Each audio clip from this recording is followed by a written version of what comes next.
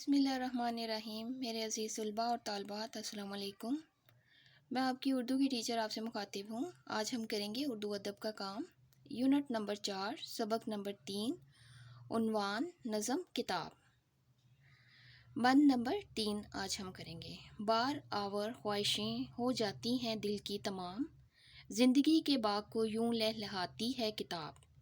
اس کو پڑھ کر واقفیت ہوتی ہے ہر چیز سے، سامنے جس وقت بھی آنکھوں کے آتی ہے کتاب۔ اب ہم کرتے ہیں اس بند کی تشریح۔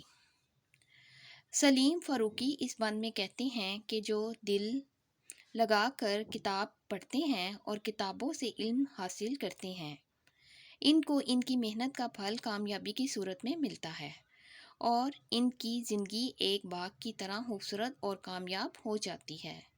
کتاب کے پڑھنے سے انسان کو بہت سی اچھی باتوں کا علم ہوتا ہے اور ذہانت میں بھی اضافہ ہوتا ہے۔ کتاب کے مطالعے سے ذہن میں کشادگی پیدا ہوتی ہے۔ آج ہم نے کیا ہے یونٹ نمبر 4 میں نظم کتاب کا بند نمبر 3۔